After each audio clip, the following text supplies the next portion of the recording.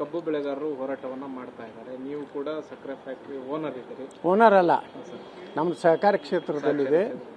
ನಾವು ಓನರ್ ಅಲ್ಲ. ನಾವು ಮಾಡಿದಂಥ ಕಾರ್ಖಾನೆ ಸುಮಾರು 10 ವರ್ಷದಿಂದ ಆ ಭಾಗದಲ್ಲಿ ಕಾರ್ಖಾನೆ ಇರಲಾರ್ದೆ ರೈತರು ಕಂಗಾಲಾಗಿದ್ದರು. ಆ ರೈತರು ಬಹಳಷ್ಟು ವಿನಂತಿ ಮಾಡಿಕೊಂಡು ಕೈ ಮುಗಿದ್ರಿಂದ ನಾವು ಹೋಗಿ ಇದನ್ನು ಯಡಿಯೂರಪ್ಪ ಏನು ಚುನಾವಣೆಯಲ್ಲಿ ಉಪಚುನಾವಣೆ ಏನಾಯಿತು ಚಿಂಚೋಳಿಗೆ, ಅವಾಗ ಯಡಿಯೂರಪ್ಪ ಏನು ಮಾಡಿದ್ರು, ನಾ ಸಕ್ಕರೆ ಕಾರ್ಖಾನೆ ಯಾವುದೇ ಪರಿಸ್ಥಿತಿ ಮಾಡ್ತೀನಿ ಅಂತೇಳಿ ಮಾತು ಕೊಟ್ಟರು.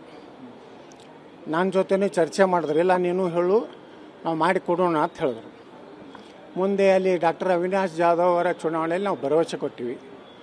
ಅದೇ ಯಡಿಯೂರಪ್ಪ ಚುನಾವಣೆಯಲ್ಲಿ ಗೆದ್ದ ಮೇಲೆ ಅದೇ ಡಾಕ್ಟರ್ ಅವಿನಾಶ್ ಜಾಧವ್ ಅವರು ಈಗ ನೀವು ಮಾತು ಕೊಟ್ಟಿದ್ದೀರಿ ಅದರಂತೆ ಅದನ್ನು ಮಾಡಬೇಕಂತ ಹೇಳಿ ವಿನಂತಿ ಮಾಡಿಕೊಂಡಾಗ ಚುನಾವಣೆಯಲ್ಲಿ ಅಂತ ಎಲ್ಲ ಆಶ್ವಾಸನೆ ಕೊಡಬೇಕಾಗ್ತದೆ, ಕೊಟ್ಟಿದ್ದೇನೆ ಹೋಗಯ್ಯ ಹೋಗತ್ತೇಳಿ ಅವ್ರನ್ನ ವಾಪಸ್ ಕಳಿಸಿದ್ರು.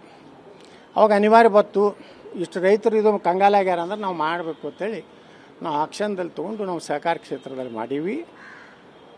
ನಾನು ಇಷ್ಟೇ ಹೇಳಕ್ಕೆ ಬಯಸ್ತಾ ಇದ್ದೀನಿ, ಕಾರ್ಖಾನೆಗಳು ಉಳಿಬೇಕು.